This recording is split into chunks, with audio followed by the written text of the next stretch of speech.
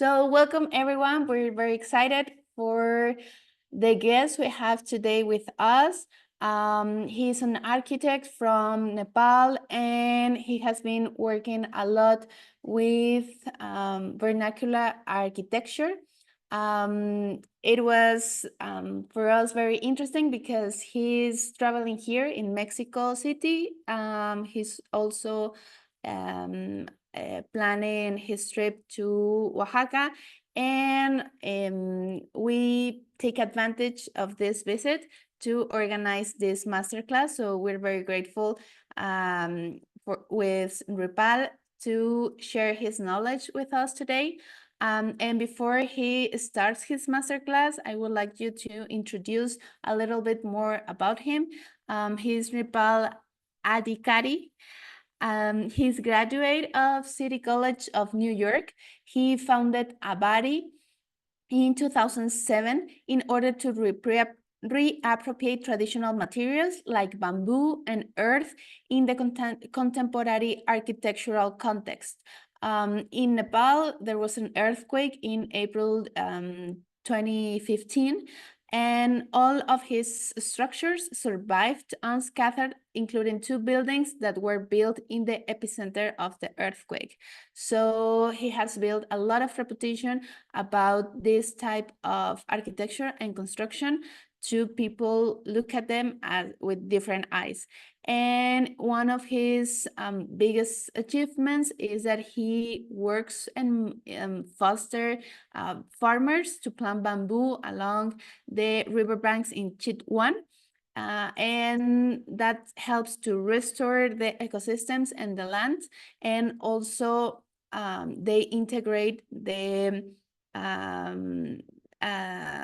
craft-based opportunities of these artisans and farmers. So he was also finalist of the Architectural Review Emerging Architects Award in 2018. And today he's going to share with us some of his experiences with vernacular architecture and how to integrate it with modernity. So thank you very much, Nripal, for being here.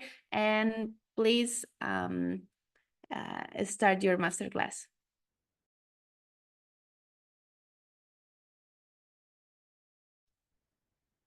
Thank you, Daniela. Thank you for giving this opportunity to do this class and talk to you about to you and your team and your students about earth architecture. Currently, I'm in Oaxaca, as you said, and so I'm traveling and enjoying your beautiful country and beautiful people and food and architecture. And I see a lot of similar context between our countries, you know.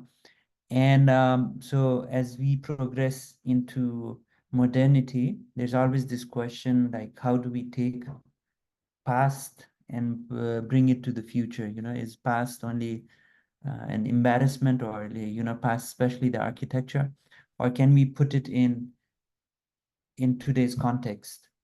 Yeah. So I will talk about this. Since I'm talking in a different language, I know, so we can make it slow. And also, if there's any questions in between, please feel to ask me. Yeah, if there's any confusion. Yeah. So can I start? Yeah. Yeah. Great. Thank you. Okay. So for people who may not know, Nepal is right in between India and China. It's a landlocked country. So it was only open to the world in the last 70 years. You know, before that it was pretty isolated. It was never colonized. So it was not a colony of Britain or Spain, you know, most of the Indian subcontinent, like from Pakistan to Burma, were British colonies. So Nepal was, luckily, we were not their colony. So that means we have a lot of uh, vernacular architecture, which is still surviving. It's still, you go up in the mountains, you still see beautiful earthen or stone or bamboo or earth architecture. And so we still have a lot of traditions. We have 100 languages. It's a small country.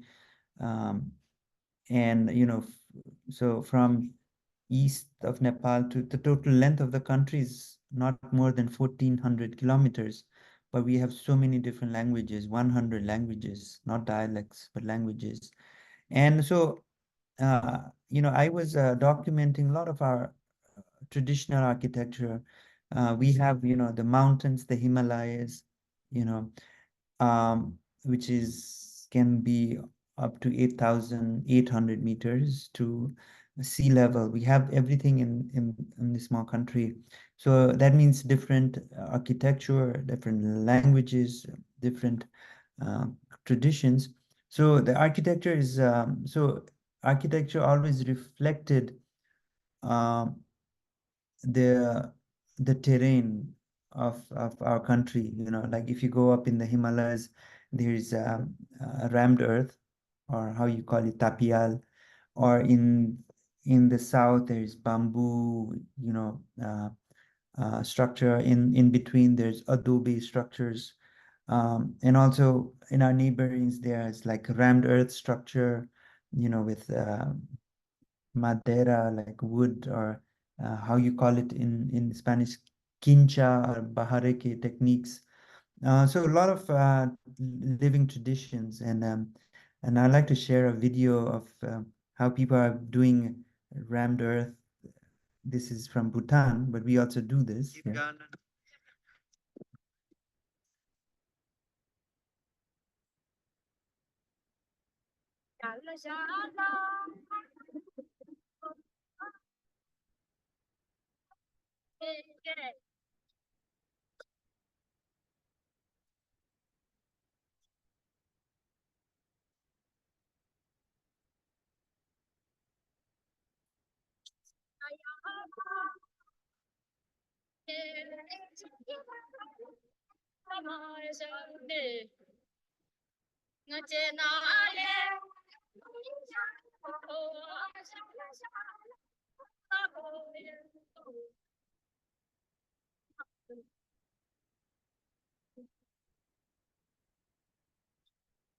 I hope you could hear the sound, no? You can hear the sound of when, yeah.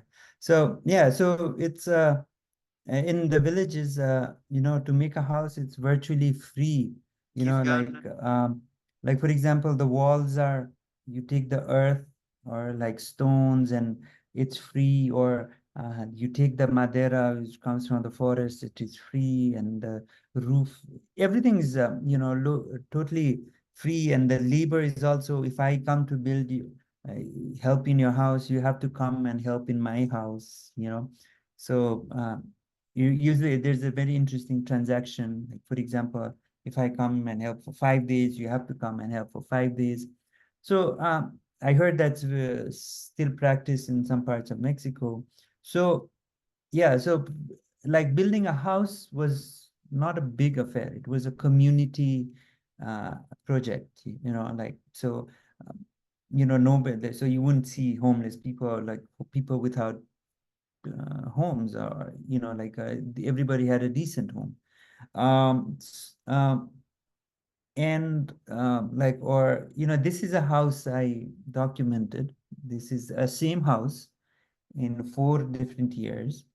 So in Nepal, in the South Nepal, there's a lot of monsoon, very tropical weather. So, one monsoon, there's a lot of rain, and the painting gets washed off. But people see it as an opportunity to come and paint their house again with this beautiful natural pigments, and they make different colors. And, again, the rain comes, it washes, and they go and they paint their house again. So it's a very it's a festival, like so they don't see maintaining a house or repainting the house a- as as work. They see it as a ritual, as a celebration. Or we had, beautiful bridges back then, like this unfortunately doesn't exist with bamboo. about 50 meters long bridge, like with bamboo and or this is many common sites. But things are changing, like it's the same photo from this is from the 1960s, the same street with beautiful adobe houses, and with a garden in the front, beautiful garden, beautiful houses. But now, because of they want to be modern and the architecture is expensive, like people want to make more money out of their small escape space. So they do like you in the bottom you see the same street, with very ugly architecture.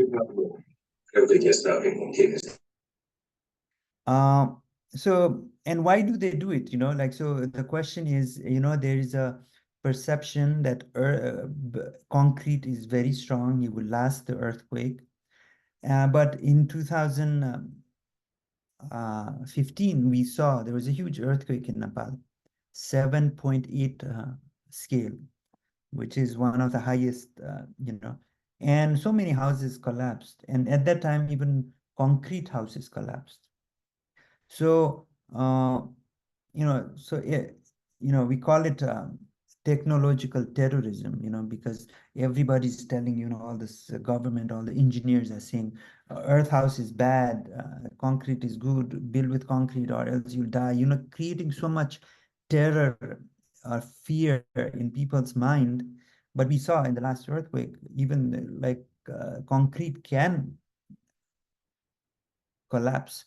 While this was a house in the epicenter, which was built with modern material, I mean traditional material like stone and wood and bamboo, and this survived the earthquake. So we have to question.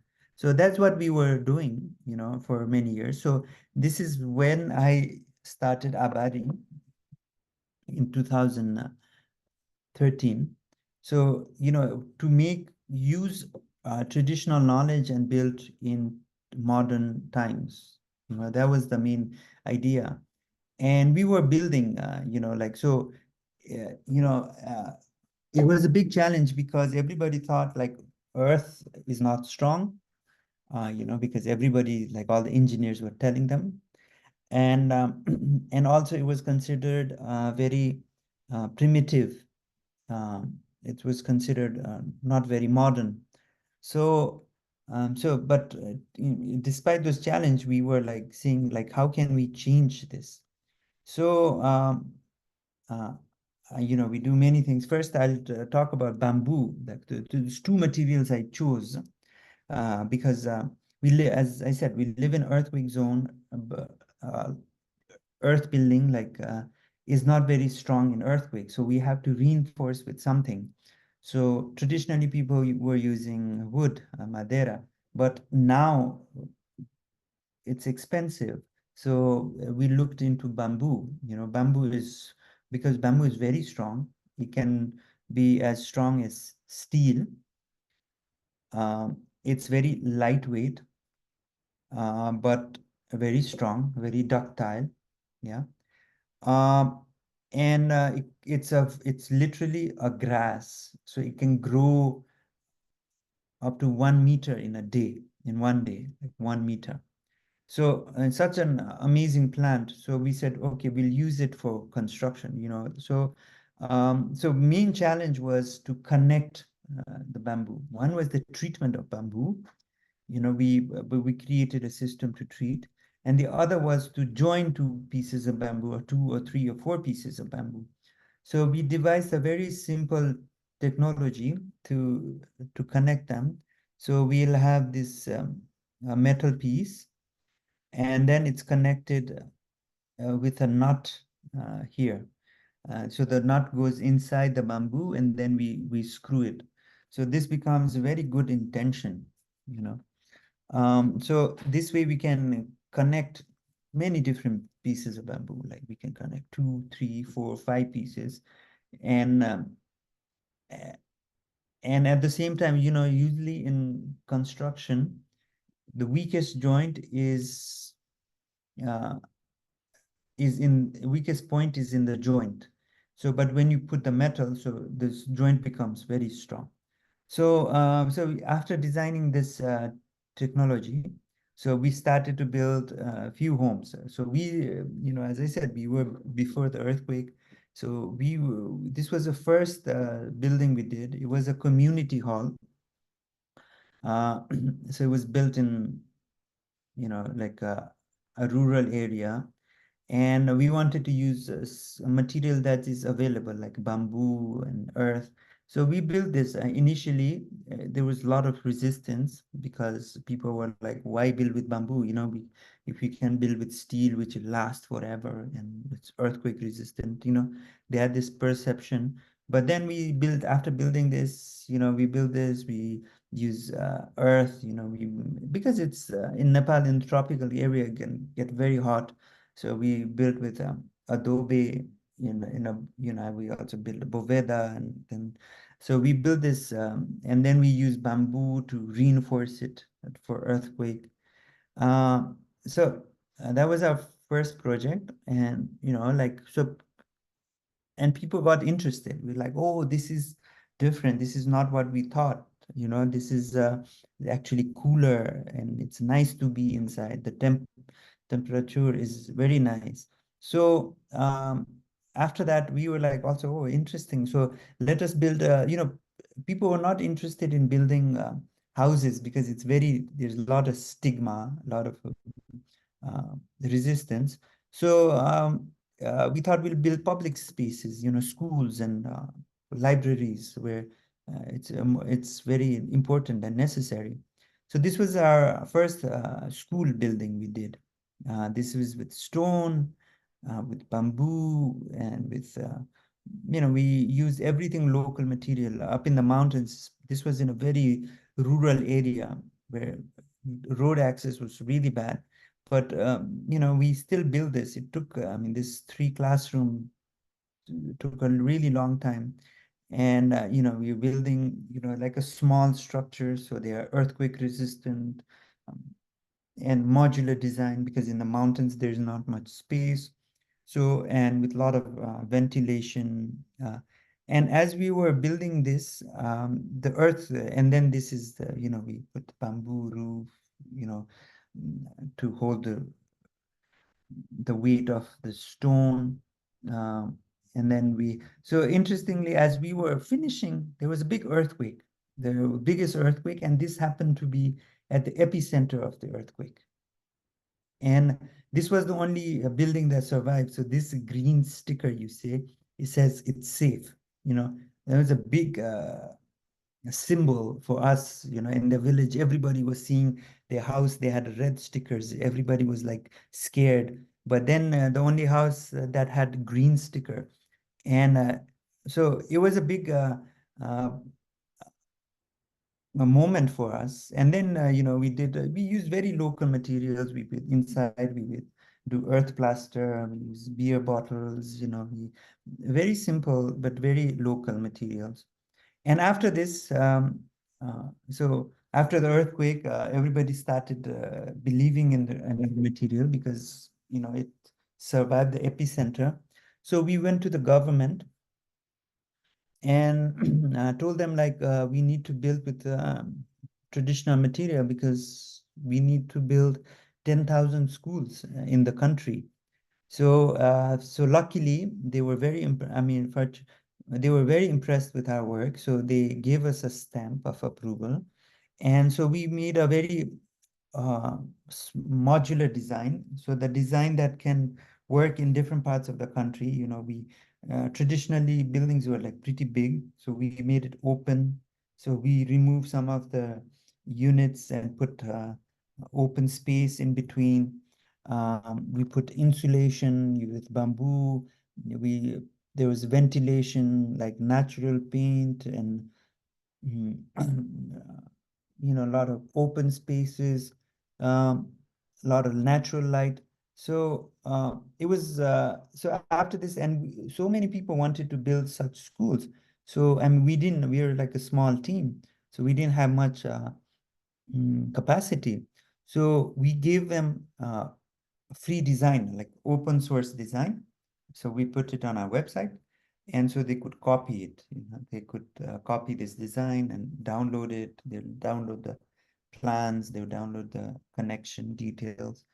And so we built many schools like this, not just us, but many people build schools like that. Here's the design, it's all open source according to their needs. We designed, this is a classroom with adobe on the bottom and a bamboo on top.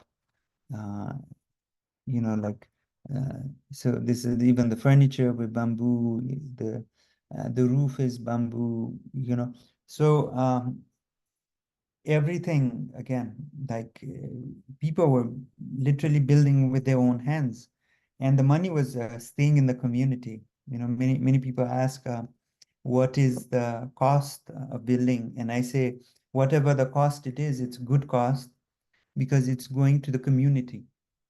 It's so there's like women who are building these bricks. We gave them, every community, a small machine, and they put the earth in this basket.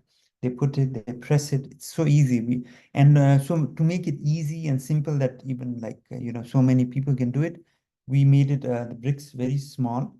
So manually you can apply pressure. So it's not a very masculine work. And so if we look at the budget, 89% of the budget was locally stayed. There's 54% was on material, 35% on labor. So whatever material was contributing to local economy, only 11% was cement and steel, And the other material we use is rammed earth. This is how we do it. We put a formwork and then just ram it like this. This is manually, it's very cheap material, because we don't use cement in our bricks. And to make it earthquake resistant, here's what we do. We put some mesh in between and some rods. So it's strong, but earth is totally, there's no cement in the earth. Here's, you can also create beautiful patterns. You can, you can have different clay, and, it can be very playful. It can be like a sculpture. And it's virtually free, the materials, and also it breathes. It's like cotton, it breathes, and it's not like cement, which is like plastic. It's very nice to be inside, because you can feel it breathing. And so we did a lot of houses after the earthquake. We like, there's this house, there was a prototype. We gave it to a community, and we had this program called owner-driven reconstruction. So because after the earthquake, there was a lot of big builders trying to come in and build, big, massive housing.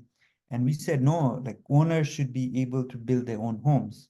They should be able to decide what material, what design. It doesn't have to be earth, but they have to be the decision maker. So we did a lot of lobbying. We did a lot of writing about owner-driven reconstruction.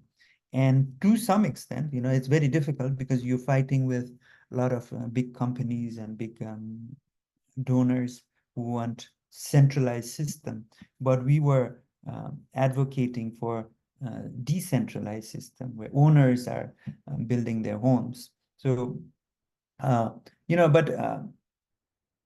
a lot of, it's very difficult to work to challenge the main narrative, because there's so much money to be made in reconstruction. As they say, everybody loves a disaster. All the politicians love disaster because they can make money. But we were saying, like, no, let the people build on their own. So, but that was difficult, I mean, despite some success, we built some schools. But interestingly, there was another thing that was opening up, which was a lot of small individuals or small companies or small trusts, foundations were interested in building with earth, with our material, because they had seen that it can survive in the most difficult circumstances. So our first project, a big project after the earthquake, was this public library in Kathmandu. Kathmandu is the capital, and we use bamboo roof, bamboo truss, and on the sides it's a walling system, which in Latin America you call bajareke system, this lightweight bamboo system, and then we put a lot of glass, try to mix the tradition with the modern, with nice lighting, like with big space.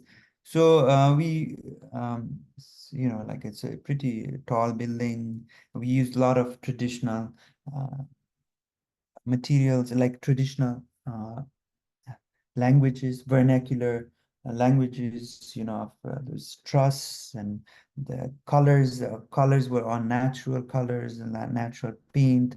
And then we put the wall with tapia, but we put the bands to make it earthquake resistant. We put big windows, so it was a good mix of modern with tradition. Here, some different angles, this became a public library, not only for people came to read here, but also to study about architecture. Actually, it became a public, like now it's in a pretty World Heritage site, like the patrimony, there's a big heritage area. And so this happens to be there. So people come, tourists, to look at the buildings, to take photos, to learn about it, to learn about books. So here's the library. And after that, we were, so a lot of confidence was growing. So we started doing more schools, because that's what we love doing. We like to see the impact. Here's the design for the school. I mean, for the library. It's built like a spider web. It's connected like this. So if there's an earthquake, it stays as one unit. And if you see, the walls are independent of the roof. So that means if the walls fall, I mean, in the extreme earthquake, you still have the roof on top of your head. So you're not, there's no casualty. So after that, we started building more schools. So this is, as I said, we love earth. We started mixing different soils, getting like it. Also, aesthetic is pretty important. We want to make it look, because because if you just say it is cheap material, it's good, sustainable material, then people will not be interested. But you have to make it beautiful, more interesting, more aesthetic. So that was our aim. So we built another school, and in this school, it's in a very hot area. The temperature can go up to 45 degrees Celsius, pretty hot.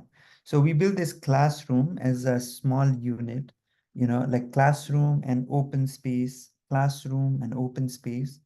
So, even the pedagogy was a bit interesting, because the idea was to be open and close, so the students can make transition from one area to another area. So it's not like they're sitting in one box and learning all day. So they have a lot of flexibility.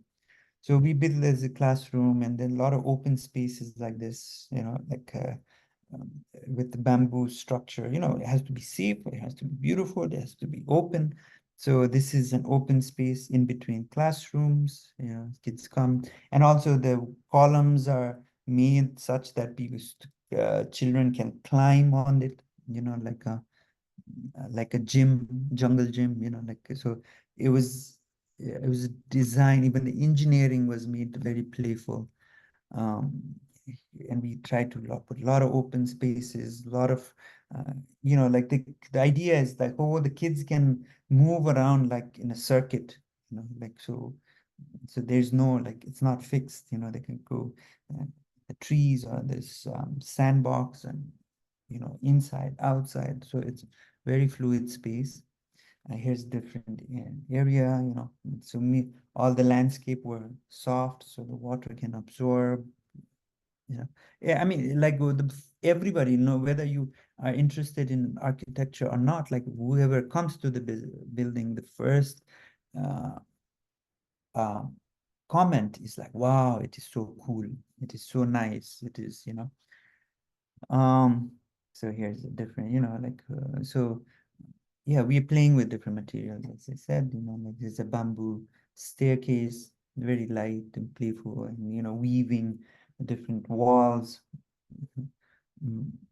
Here's an open space inside the classroom, so you imagine you're inside a classroom, then you can come out here, and then you can read, do your homework, do your studies, and this is the inside, and also it's pretty tall, like it's 4 meters tall and about 8 meters wide, so the people don't feel, because generally, traditionally, earth buildings were small, there were no big windows, but we changed that, because, and also, as I said, we use modern materials. We are not scared to do it, we're not, we are not bamboo Taliban, we want to mix materials. We want to be, use it properly, use it judiciously. So so you can get the best of the both world, it's not like earth only, it's not only steel or concrete. So yeah, we combine materials. Here's different angles, here's a bigger, this assembly hall, their play space. And so also, again, we're doing a lot of work with residences, like this is a house totally built with earth. In this house, we use literally 30 bags of cement. In a traditional house, you use 5,000 bags. So it's all earth, and the earth is breathing. It just feels nice to be there, and it was designed with passive solar principle. So that means, like, during the day, the earth is absorbing the heat of the sun, and at night it's releasing slowly. So when you enter, it's just a warm feeling. Here's another view. Like here's, like, it's just so warm. I feel like we're in a forest, surrounded by just earth and mud. I mean, earth and wood, or earth and bamboo. That's how we how we came. Like our history as a human being. So whenever someone comes and they sees earth or they see wood, there's this connection with that. It's in our subconscious. So here's this is a bedroom, very minimal, like even the floor is with mud. We do mud with oil, like, or beeswax, so it becomes dark and you don't have to clean it. Here's a kitchen, modern kitchen with earth. Here's yeah. Yeah, as I said, it's like you can feel it breathing. Even the fabric is cotton, the material is cotton. And here's is a meditation room. It's with bamboo and with earth plaster on top. Yeah, we are very lucky, and you are too. Like, there's different colors of earth in our country. So, like some are red and some white. And so, so to be inside this kind of space, it's very meditative. Here's another house we did in Kathmandu, which is very congested. It's like Mexico City, very, where real estate is very expensive and hard to find. So we built a small, tiny house. This is only about 45 square meter. The rest we want it to be all open, you know, so it's a small food garden also. This is right in the heart of the city. You know, we get a lot of questions. It's like, oh, can you build earth house in urban areas? But yes, you can, you know. So this is, you know, this is here you see like very compact, very different views. You can see the bamboo roof on top, holding the bridge, you know, rammed earth. Again, like with the following very strict code, you know, strict earthquake resistant standards. Here's bamboo and earthen roof, you know, like so you're inside and you're looking up, like you're looking up in a mandala. And then there's a sky, and then you can, at night you can see the stars. So yeah, and like earth, like I feel like when you build with bamboo, it's like you're literally weaving with these needles, like, so you know, it's not, you go like, oh, I can, you know, even if you want to make a heavy structure, it doesn't look bulky. You just add like few things, and yeah, it's very, not just to design, but it's like when you design with earth or bamboo, it's very playful, because you know, many times there's a lot of improvisation when we are on site. You know, we can always think of, there's so much geometry, but we go like, oh, what if we add this, you know. It's very, there's a lot of improvisation. Here's a different view. It's a food garden, and also we have a sunroom here. You know, this, so it's in the south. So this glass house, if you see, it heats up during the day, and it's, you know, creating very like hot air, and this goes inside the house to make everything warm. And in hot summer, we just put a shade, and then it becomes cool. So literally, we don't, it's a mechanical heating system. It's not active heating system.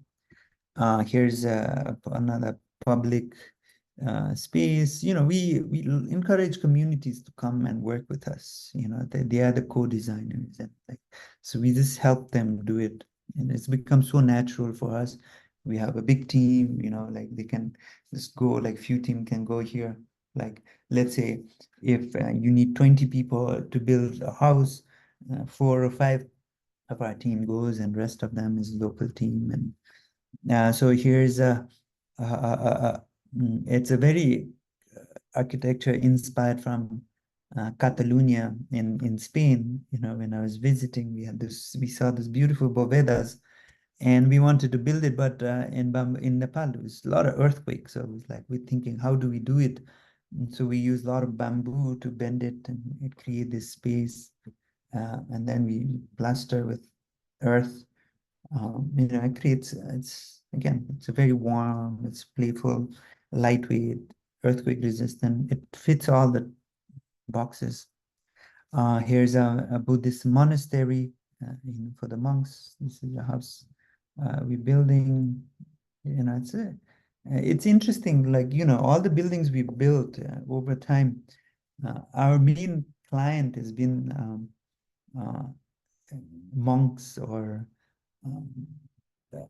or people like who are in, like, who want to build a house of worships, you know, a meditation space.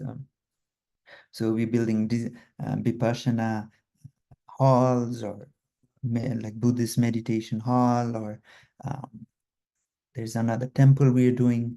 So it's not that we went actively, but these people came and they said like, oh, this looks like a very meditative space. So this has been our client, and here's the structure we just finished. The outside is bahareke, and inside is bamboo. So this is the architecture part. So a little, I want to go and look at, I'll tell you about the where we get the materials, If you're not bored yet, I will show you a few things. So, okay, this is an ecological experiment we did. This is a land which we had in 2010. It used to be a nice rice field, and then the flood came and it brought in a lot of sand and just made it deposited a lot of sand and made it useless.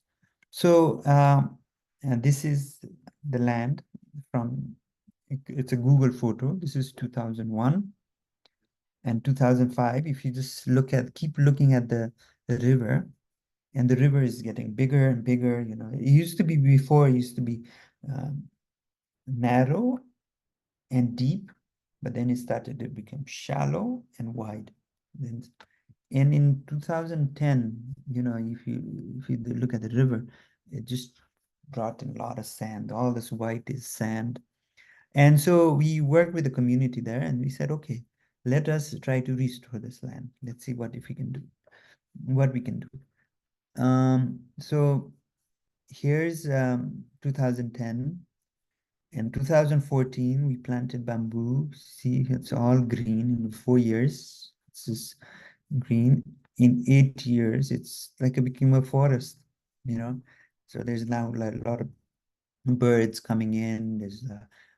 It's become a biodiversity. Even now we have elephants and rhinos that come to the land. So we solve one problem, we have another problem now.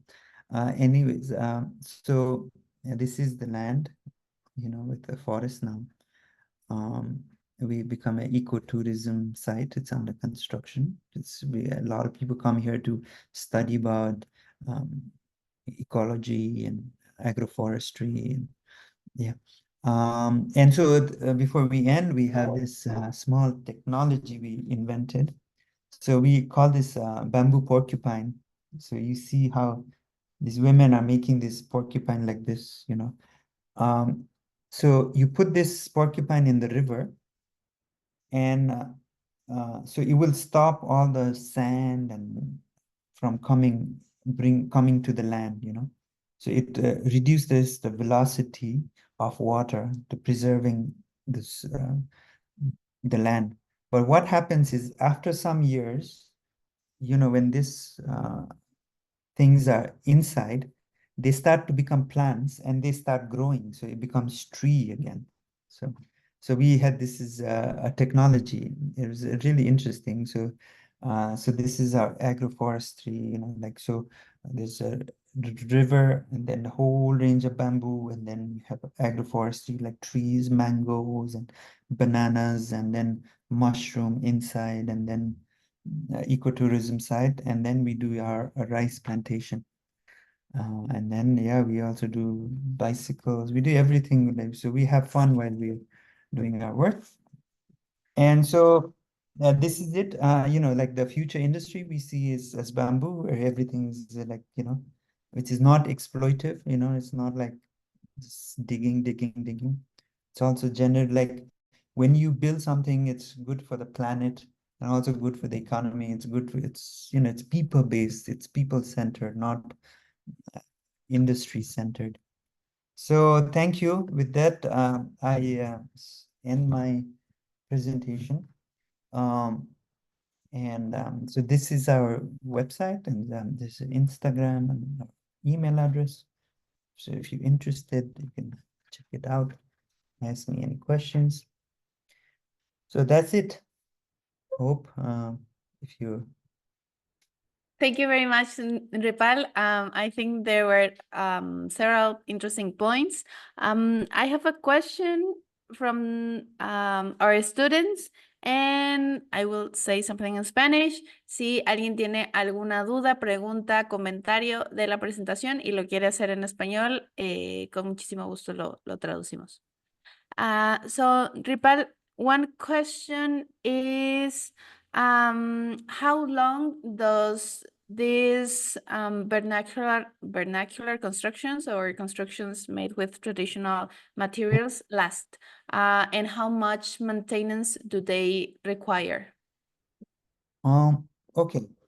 So see, Earth, the oldest building in Earth is built with Earth, because Earth doesn't decay, right? The only thing that could happen is the problem is erosion, so over time it can erode. So, as the normal saying says, you need a good boots and good hat. Yeah.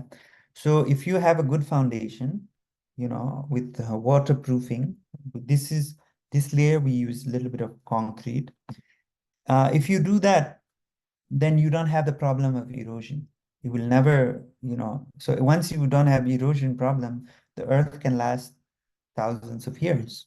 Earth will not disintegrate, right? So that's one. And for the bamboo, all this bamboo we use are treated.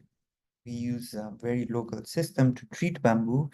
And like once treated, they can last hundreds of years, like 100 years, very easy.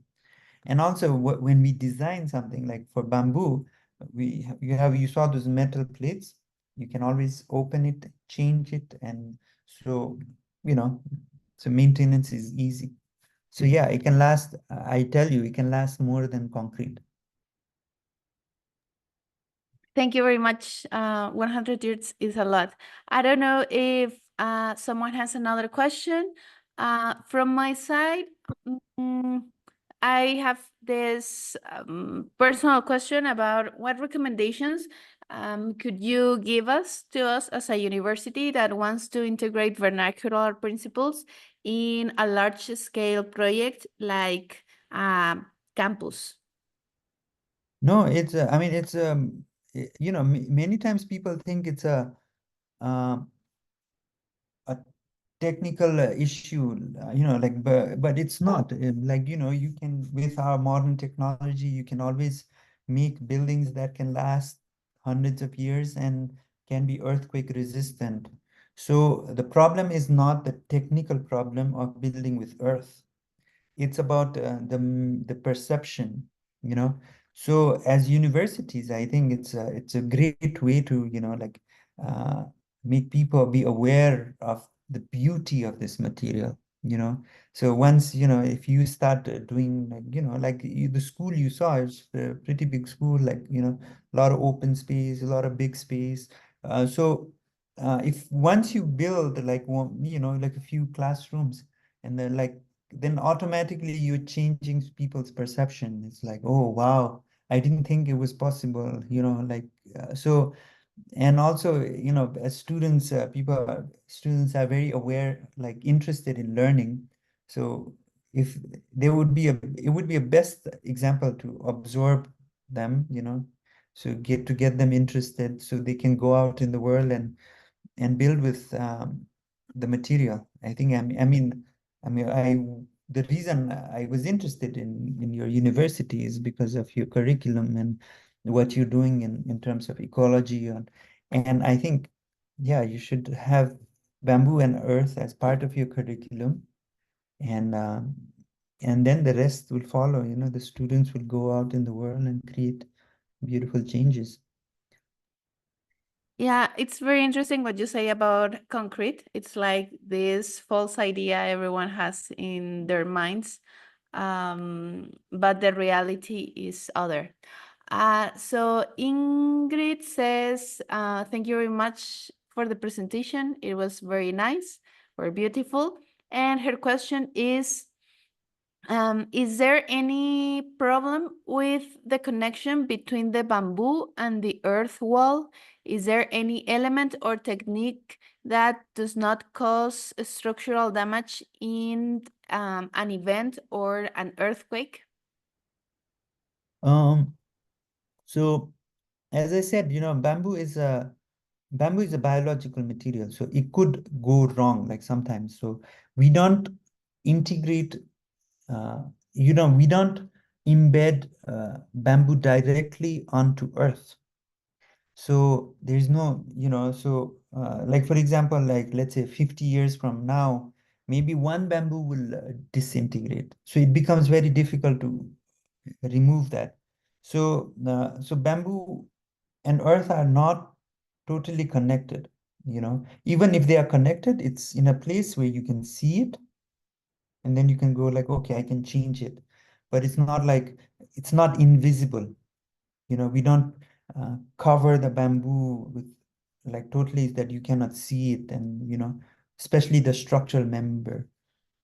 So yeah, there's a very important question, but yeah, we don't embed bamboo inside rammed earth, and if we do that, and we only use it in places that you can see and then change if there's a need.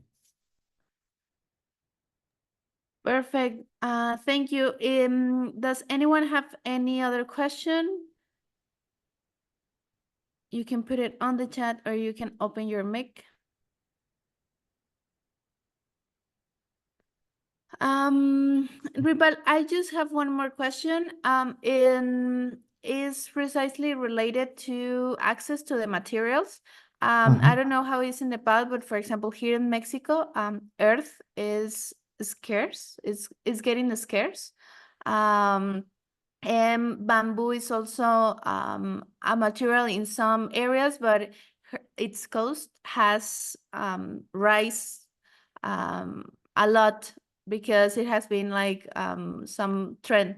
So now it's kind of there's a lot of doubts about if building with traditional materials is cheaper than with cement, concrete, for example. So is there any situation similar in Nepal? What's going on?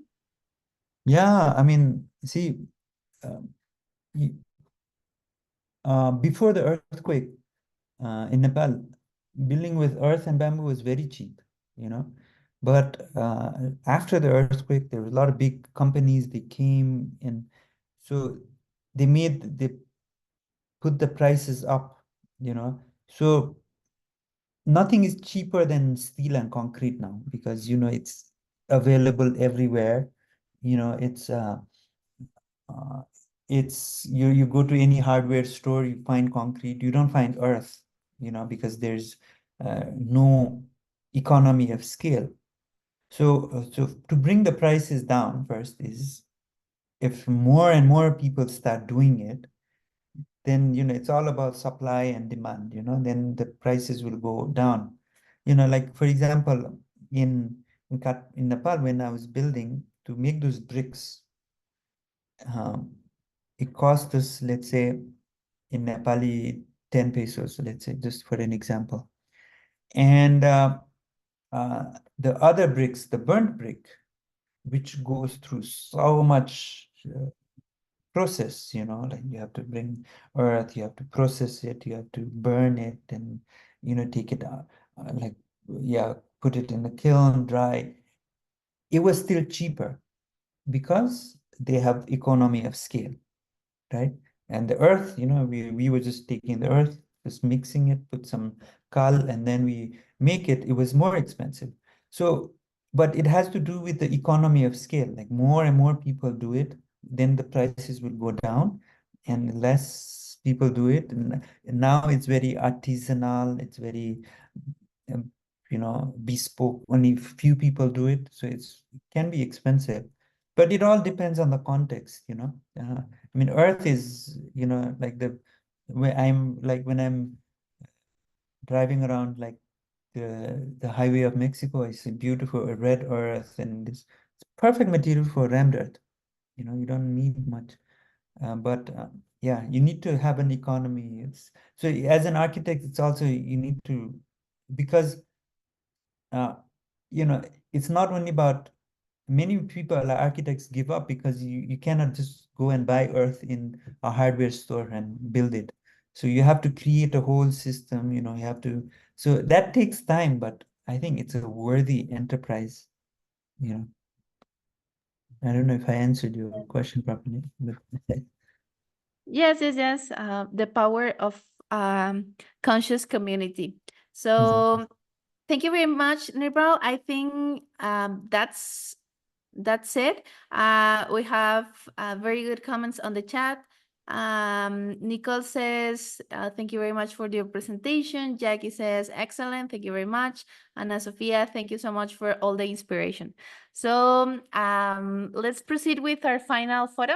It's to remember this masterclass. If you can stop sharing, Nripal, I appreciate it, to take the photo. Y si todas las personas que estamos por acá pueden prender su camarita.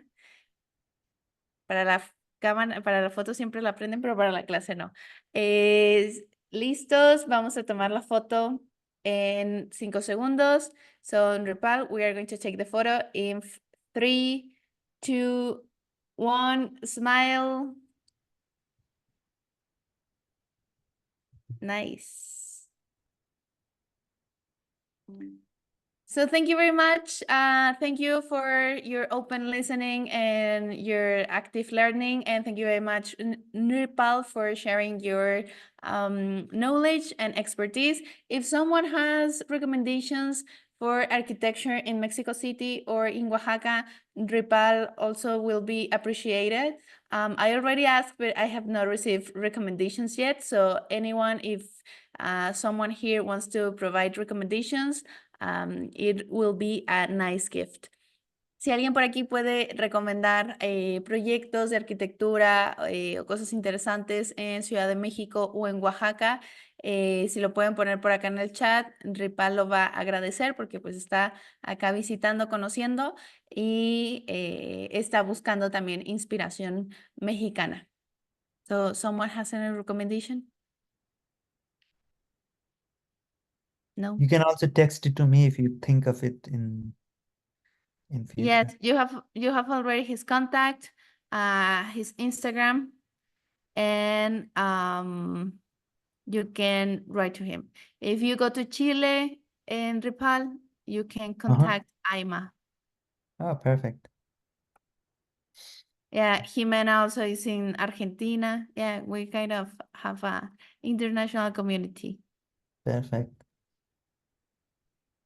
Perfect. So thank you very much, everyone. Have a nice evening. Muchas gracias a todos y todos. Que tengan bonita tarde. Gracias, Nripal. Muchas Thank you very much. gracias. You're very good with your Spanish. I think you say I'm very good learning. some words. Madera, pareque. Nice. I mean, it's, yeah, like I learned a lot from Colombia, actually. All my guadua and my construction. I think she's not here, but Jacqueline, she made several questions. She is from Colombia. Oh, perfect. Yeah. So, well, have a good evening and enjoy your night in Mexico City. And I'm still asking for recommendations. All right. Thank you, Daniela. If anybody comes to Nepal, you're very welcome to come see our community. Sure will do. Thank you very much. Okay. Buenas noches. Bye-bye. Buenas noches. Bye-bye.